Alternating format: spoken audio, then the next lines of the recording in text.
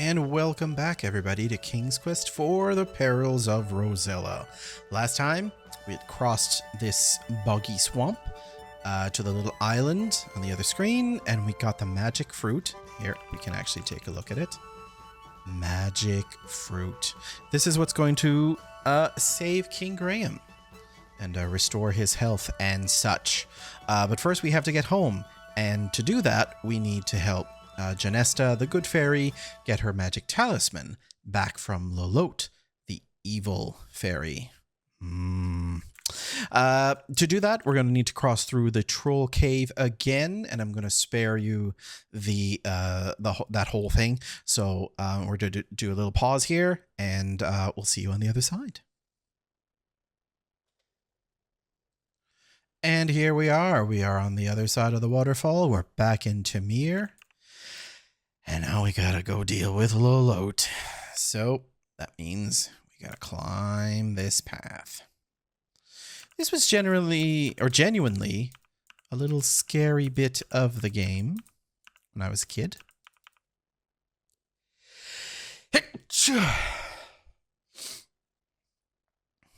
Edit that out.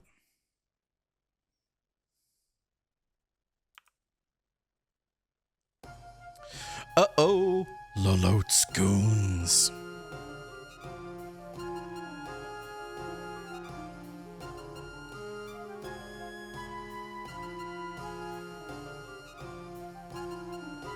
That's gotta hurt.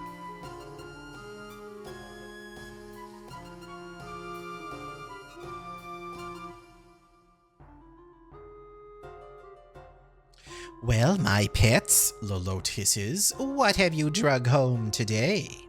Lolote gives you the once-over, and as she does, her red eyes begin to narrow. Are you a foolish girl who wandered here by mistake, or are you a spy sent here by my enemy, Janesta? You swear to Lolote that you are nothing but a poor peasant girl who has lost her way. But she doesn't seem to believe you as her mouth begins to snarl and her eyes narrow to mere slits.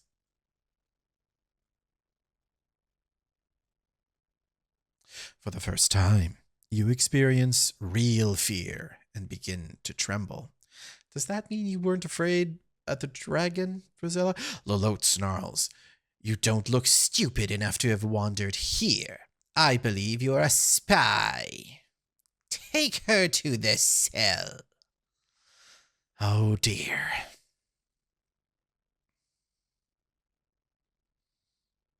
Uh-oh. You have found yourself in a horrible cell. It looks as if others have found their way here too. Hopefully, you won't end up like them. When I was a kid, I thought that this thing on the wall over here, because of the way, I was talking about, it didn't have really colors. I only had like shades of yellow.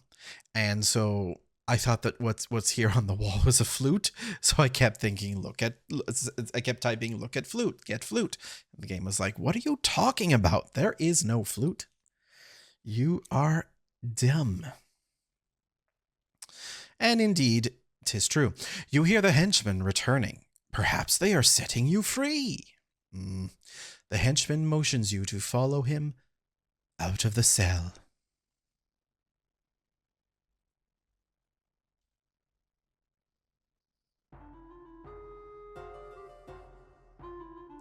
Lolote gives you a sickly sweet look. You're lucky, my dear, she coos. My precious son Edgar has taken a liking to you, and he believes you. He's convinced me to give you a chance to prove your innocence. You glance at the homely young man standing next to Lolote. He blushes. Aw. Lolote continues. I wish to own the unicorn that inhabits the meadowland.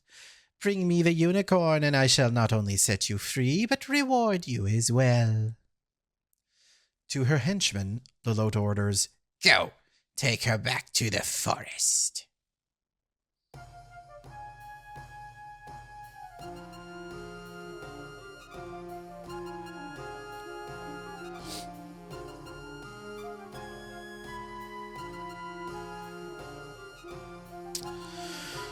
Well, good. So, now begins. Okay, are you gonna shut up, game?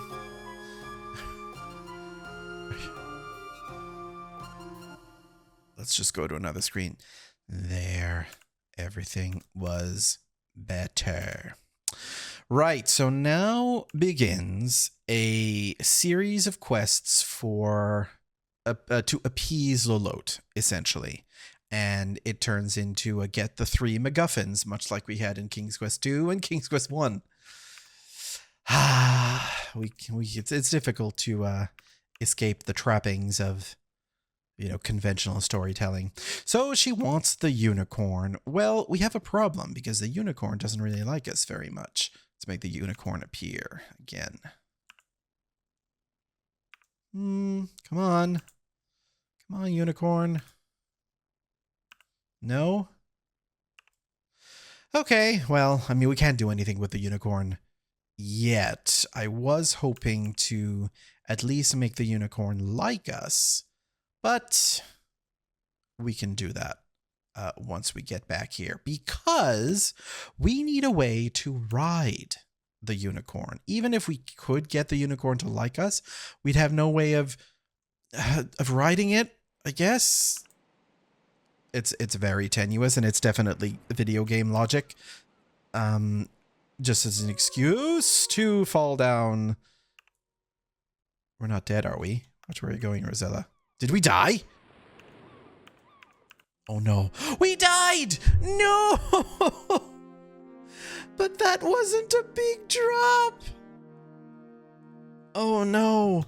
Where was I? Oh, I'm back in the cave. Oh, I'm back in the cave, everybody. That's why you save. That's why you just save so much. Always be saving. Okay, well, I'll get us back to where we were. Cut. And we're back. Oh, if that's not... If there is a better way to remind you guys to always save, always be saving, save all the time in a classic Sierra game. You know, there's no better way to do that. Right, okay, so here we are at a house. A poor fisherman's shanty adores this part of the coastline. A pier stretches from the house out into the ocean to the west. You see a pretty meadowland off to the east. Let's go over here.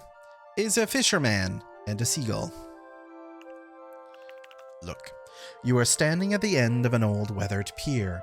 From here to the west, you can see nothing but ocean. Look, man. You see a grizzled old fisherman on the pier. Apparently, he isn't having any luck today. Talk, man. You say a few words to the old fisherman. However, he must have other things on his mind, as he seems to ignore you. Oh, sorry. In your way, aren't I? I kind of want your fishing pole, sir.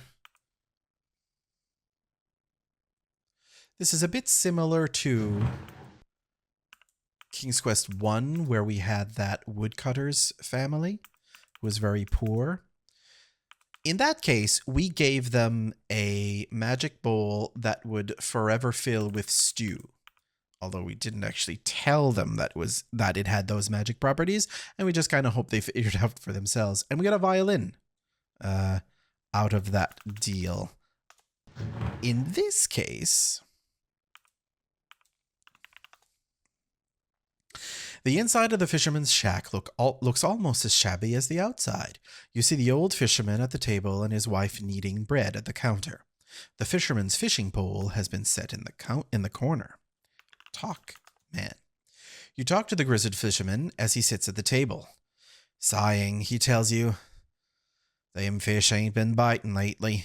If things don't get better soon, I don't know what to do." Talk, woman.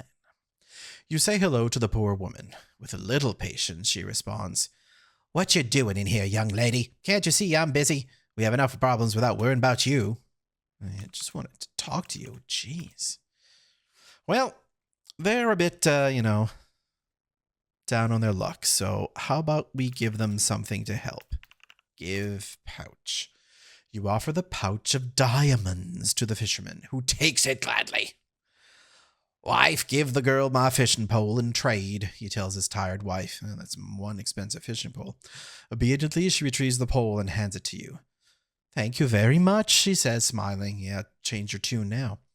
You have certainly helped us.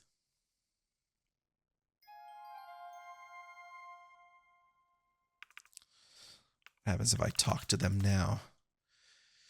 You speak to the old fisherman, and he replies, You've really helped me and the missus, girlie. Those diamonds will come in awful handy. We can't thank you enough. I don't know really how it helps, because you're the only people who live here, aside from an ogre, some dwarfs, and an old witch. All right, talk woman. You speak to the fisherman's wife. She smiles as she replies, You're a very kind girl. You've helped us out a lot. Why, I might even be able to buy some brand new clothes. Again, from where exactly? I guess maybe they go to Ludor. Like maybe there's a way to get to Ludor. Ah, well, we've done enough for them. Now it's time to go fishing.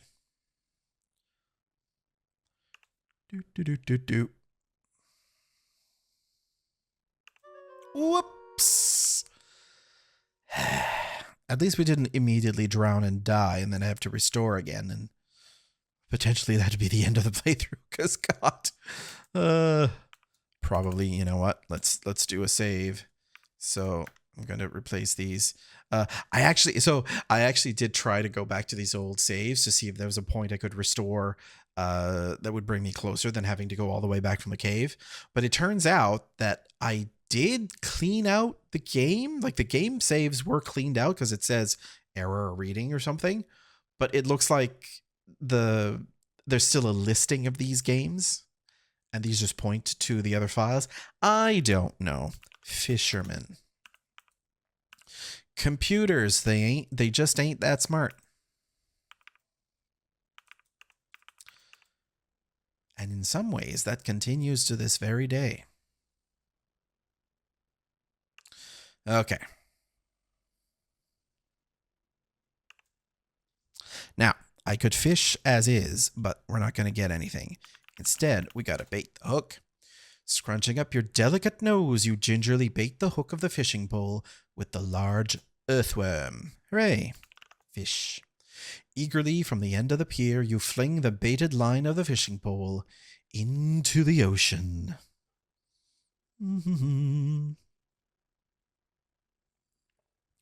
Almost immediately, you feel a sharp tug on the line. Something pulls and fights your line as you slowly reel it in. There it is! You have caught yourself a fine fat fish. Fantastic. From here, there's actually like places that I will just save. So I got like a fish save, so I'll just replace it.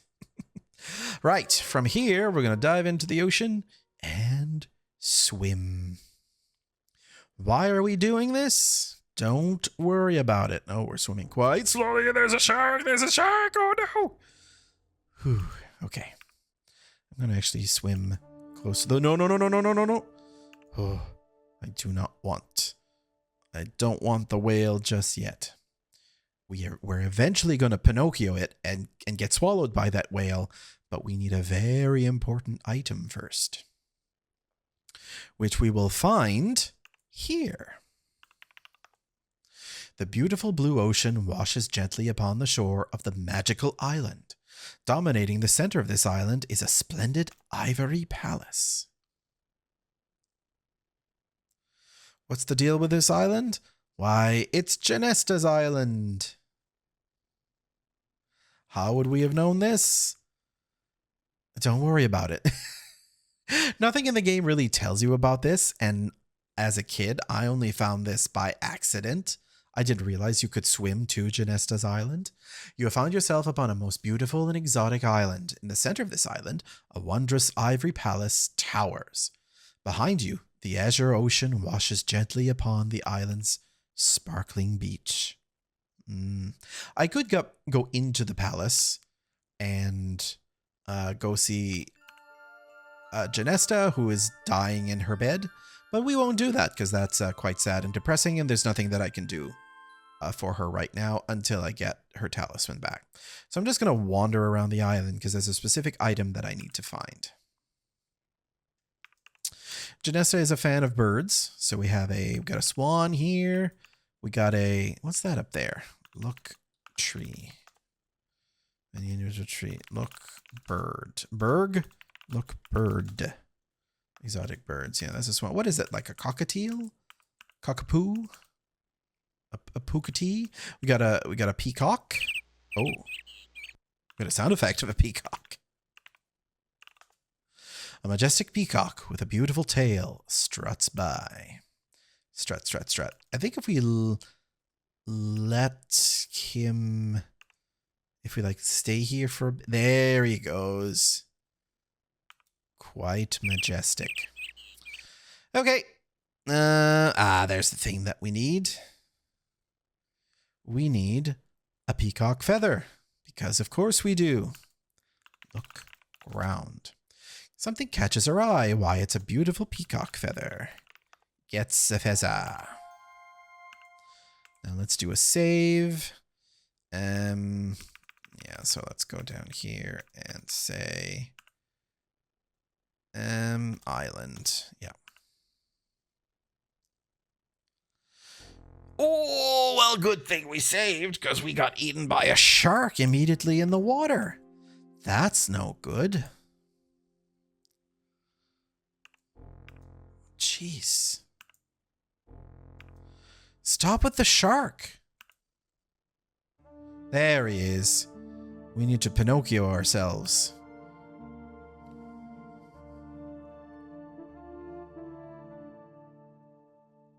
Horrors! You've been swallowed by a huge whale. Whew. This place stinks. Look. Okay, fine. Look boat. There's nothing in the old boat. It didn't help James, and it won't help you. I don't know what that's referring to. Is that like an old story? Get bottle. Okay. Open bottle. You open the glass bottle and retrieve the imprisoned note. Read note. Help me! I'm lost at sea in King's Quest 3. I'm with a bunch of nasty pirates who want to feed me to the sharks. If you can't, come quick. Oh.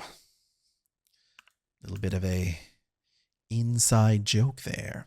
All right, let's do another save here. We're in the whale.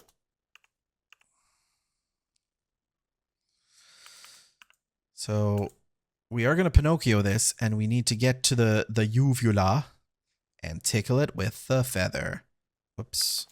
Let me turn numlock on to get a bit of a diagonal climb on, and let's save.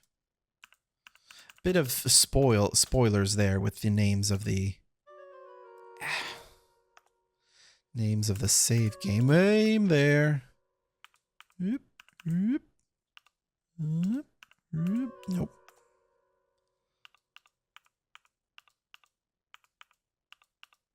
Save. Nope. Nope. Nope. Bit more to the side. Nope. More to the side. Then up. Nope. More to the side. Okay, let's save it there. Diagonal. There we go. Oh, Rosella. We were doing so well. Okay, now save.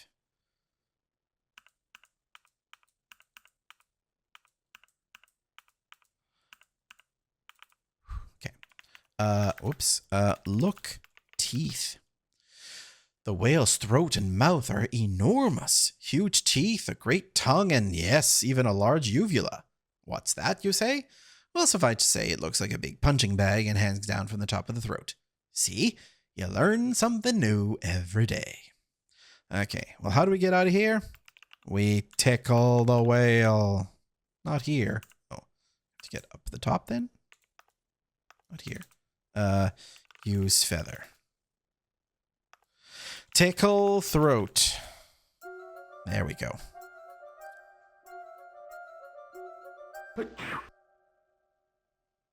Excuse me. That's the sound effect that's in there. Oh, fine. You frantically tickle the throat of the whale with the big peacock feather. You begin to feel a quiver under your feet, which quickly turns into a mighty tremble. Suddenly, you hear a thunderous, well, the sound effect we just heard, and you are swept out of the whale's mouth in a tremendous wave of ocean water. Again, you find yourself swimming in the ocean. Look, you can see an island in the distance.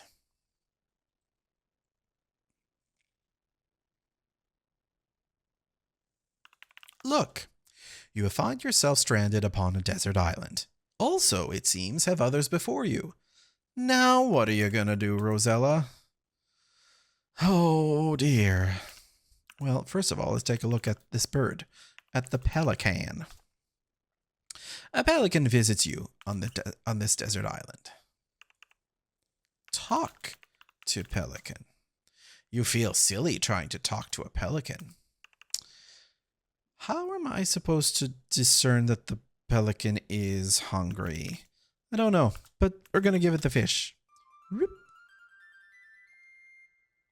You throw the stinky dead fish to the pelican. Greedily, he catches it in his large bill. As he does so, you notice something shiny fall from his bill onto the ground. Oh, look ground. You see a shiny whistle lying on the ground. Yet whistle. Look, whistle. It's a silver whistle. Now, I can blow it, but first we need to do something that as a kid, I totally missed once I got here. Because obviously, who would think to walk specifically here and look at the ground? You look at the ground inside the wrecked boat. What's this? Why, it's a golden bridle. You pick it up and carry it with you. Are you serious? A golden bridle. And that is the reason that we went through all of that to get to this desert island, is to get this bridle, because that's how we're going to ride the unicorn back to Lolote. It's Sierra adventure game Moon Logic. Well, not necessarily Moon Logic. It's definitely game logic for Sierra Online. And what do we always say? Don't worry about it. Moon Logic is mostly like something that the solution itself doesn't make sense. Really, you know, if you really think about it. This is just a really convoluted path to get a bridle in the first place. Blow whistle.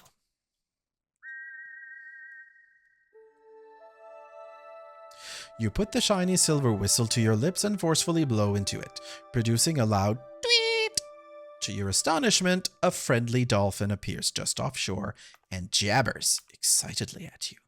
Oh, look, dolphin. A bottlenose dolphin pokes its nose out of the water and chatters noisily. Ride, dolphin. You're not close enough. Okay. Yay!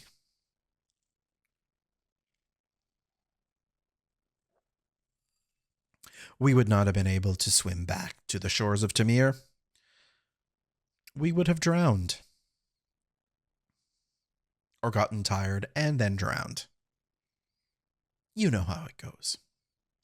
So King's Quest IV, while not the first video game in history or first commuter game in history. Oh, bye, dolphin friend. Thank you. Not the first game to feature a female protagonist, like there were games before King's Quest IV. 7 would feature Rosella again, but that would be in the 90s. So this was 88. Definitely not the first game to feature a female protagonist, as I said. But games before this would have been, you know, on the lines of Ms. Pac-Man, you know, like games where that didn't necessarily hold, you know, a huge narrative. But King's Quest IV being a major game of the major narrative story, Princess Rosella is probably the first noteworthy female protagonist of a computer game. or at least one of the first. So very, very much a pioneer. Roberta Williams, supposedly to sort of see the idea in interviews before the game was released during development, did mention that Rosella was going to be the protagonist. Lots of people worried that that would alienate, boys and men from buying the game. But that would be unfounded because, as we mentioned, the game would go on to sell monumentally well. Oh, here we go. Look, unicorn. Yeah, so the unicorn shies away. So what we need to do is get him to love us. So we'll shoot him with Cupid's bow. You aim one of Cupid's golden arrows toward the beautiful unicorn. You let go of the bowstring. Zing! Bullseye. The magnificent unicorn is no longer afraid of you. It's now your friend. So having Rosella, having a female protagonist, didn't hurt sales of the game at all. And if anything, it helped increase sales because, according to studies, about 35 to 40% of the audience of the game in the late 80s were girls, were women. So bringing them into the genre, bringing into the world of games in general, which is a great thing. As we noted, we can't ride the unicorn just like that. If we try, what does it say? It would not do you any good as you could mount the unicorn but could not guide it. All right. Well, put bridle on unicorn. Not close enough. Fine. What? There we go. As the beautiful unicorn offers no resistance, you gently place the golden bit into its mouth and fit the bridle and reins over its majestic head. The unicorn looks at you with curiosity. Oh, sorry, boy. This hurts us more than it hurts you. You nimbly mount the magnificent unicorn, grab the golden reins, and set off toward Lolote's castle. Whoa, that was a pretty fantastic turning around animation. You see that? That was really detailed. They could have just flipped the sprites, but no, they animated that perfectly well.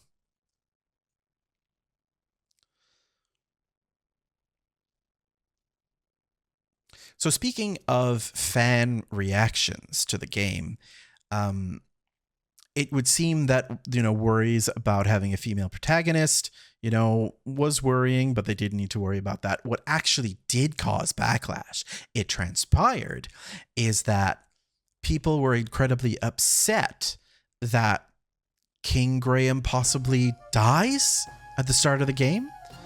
Because he does suffer a heart attack, and people thought that means that he would die, and that's where the backlash supposedly had happened. Sierra supposedly received angry letters pleading with Roberta Williams to not kill off Graham, which is quite interesting.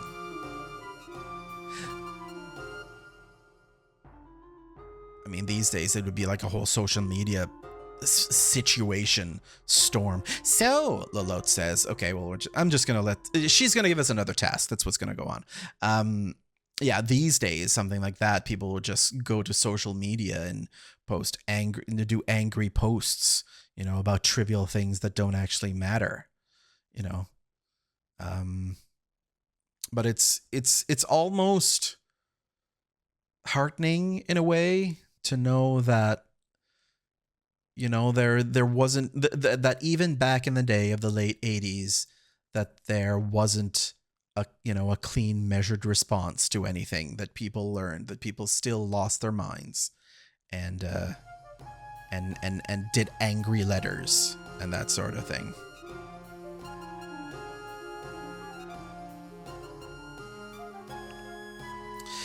Right, so as you saw, we are now needing to get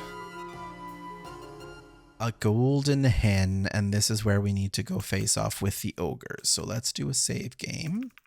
Yeah, let's get to the ogre's house.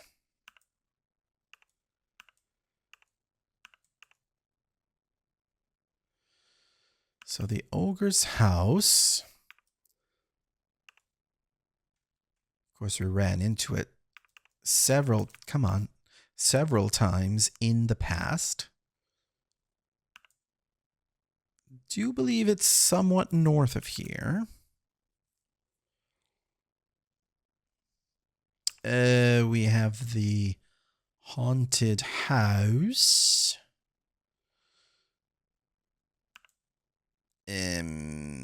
Probably to the north of the haunted house.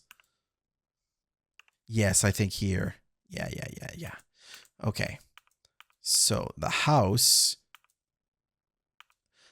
is not on this screen, but it is the ogre. Oh, the ogre's not here on this screen yet. Let's take a look. A thick forest of pine trees surrounds you. You see a house in the distance to the north. Okay. Let's slowly make our way to it.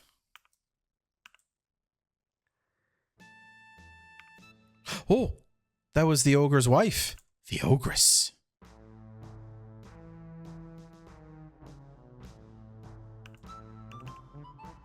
Oh, no. No. Oh. Okay, look. This is a creepy place. You have found a grove of very odd and scary looking trees. A thick forest surrounds the grove. We can't do anything with these trees, and in fact, if we get too close to them, the trees grab us and kill us. But we need to do stuff in the ogre's house. We see a large thatched roof house surrounded by forest, and it looks very formidable. It might be wise to use caution here. Okay. Save. Open door. Watch out! A very unfriendly bulldog rushes toward you. So let's talk a little bit here. Another thing that the SCI, the Sierra Creative Interpreter, I think that's what it's called. I've already forgotten specifically. But what this introduced in terms of the text prompt, the parser prompt, is that it would freeze the action once you brought it up. In the past games, as you remember, you would type and your command appeared at the bottom, but the action continued. So you almost sometimes needed to pre-prompt, right? Depending on the situation. In this case, you can pause the game and take time with your input.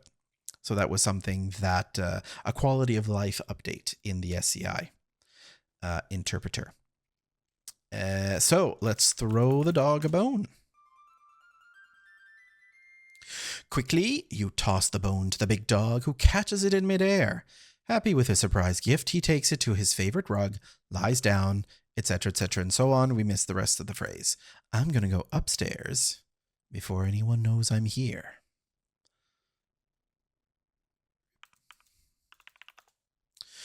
You have entered the ogre's upstairs bedroom, where a huge bed dominates the place. In the left wall, you notice a closed door. Against the right wall leans the ogre's axe. Okay. Well, first of all, that axe is pretty small for an ogre. Just noticing. Now, it made a point of noting this closet door. Is there anything that I need in here? You can't. The door is locked.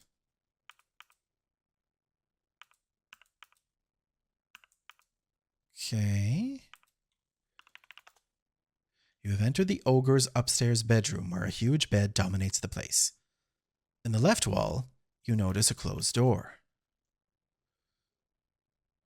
I don't remember if there's something in there. Why does it keep telling me about this door? Open drawer. No, it's private. You know what? I think I need to check my notes here just to be sure. Be right back. And we're back. So, yeah, no, there's nothing in there. The game is totally trying to lead you down a path to waste time to deal with that door. Where you really need to go is this door. I can't go into the other one because that's the kitchen, and the ogress is going to kill me if I go in there. But yeah, the closet door up in the bedroom. Total misdirection. Look. You have found yourself inside the ogre's small closet. For a closet, it's surprisingly empty. You notice a large keyhole under the doorknob of the closet door. Look. Keyhole.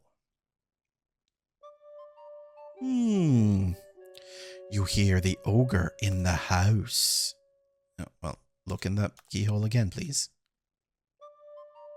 The ogre roars, "Fee, fi, fo, fum. I smell the blood of her." "Quiet, you old goat," interrupts the ogress. "That's just a deer you smell. You know how you get when you're hungry. Here, eat." Nom, nom, nom, nom, nom.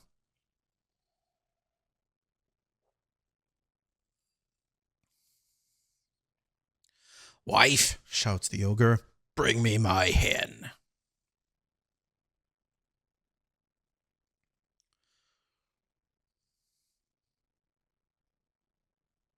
So if the ogre is giant, this hen is also giant. You know? With excitement, you watch the hen lay a golden egg, which the ogre takes. He yawns, then falls asleep on the table, and soon his snoring rattles the walls.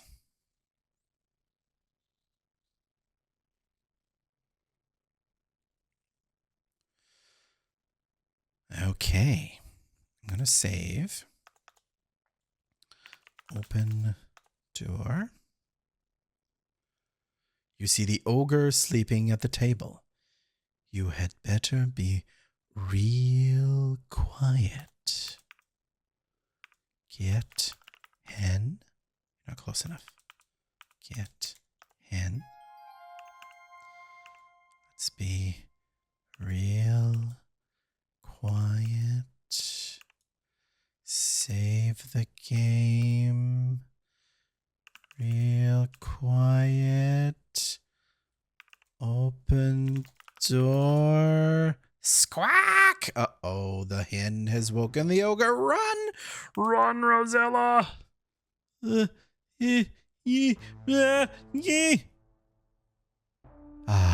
good. Okay.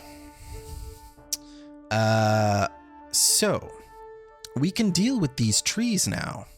And specifically because we have an axe.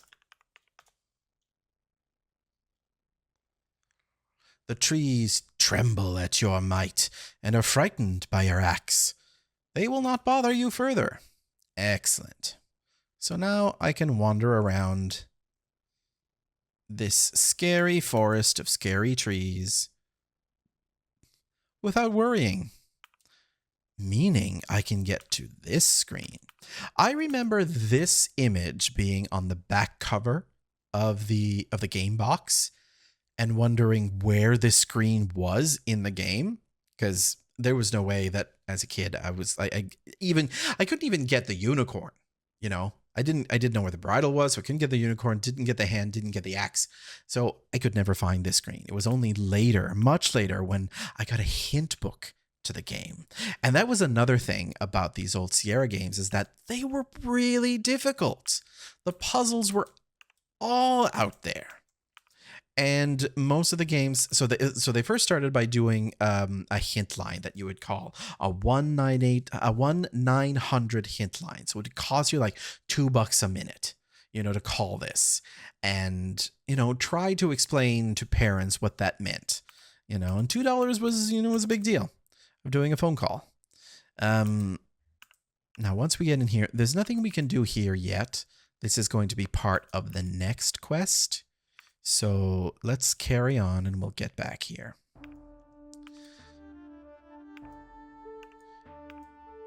But yeah, I do remember going to our local Radio Shack, if you can imagine.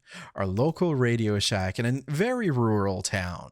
So what are the odds that they would have a hint book to Sierra Online's King's Quest IV, The Perils of Rosella? A hint book. Viewers, that's what they had. They actually had the hint book to King's Quest IV. I remember being there and just like, I don't know even how the topic got breached, about, could they possibly have it? And they did. And I was so excited. I got the hint book, and it was back in the day, these hint books were written with like this red ink screen over the answers, and you had this little like windowed card with a red plastic kind of cellophane window, and you could like reveal the answers in the book. It was amazing. A relic of the 80s. It was fantastic. What a good girl you are. Anyway, she's going to give us her next quest. I'm going to continue gushing about these hint books. So once I got that hint book and was able to get all the answers to all these puzzles that had completely flummoxed me for years and years and years, and I was able to beat the game. It was such a moment. And just the fact that they had to put out these things, it's like maybe they could have made the games easier, but on the other hand, I don't know. There was just something about it. There was just something about being challenged by these games. She wants Pandora's box, by the way, so that's cool. That's chill. That's definitely something we should find for her. Whew.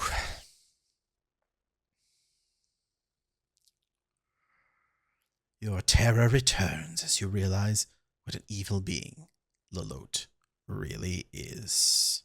You wonder if you should be helping her in this way, but what can you do about it? Nothing. Right now. I don't know the whereabouts of Pandora's box, Lolotte tells you. You must search for it yourself.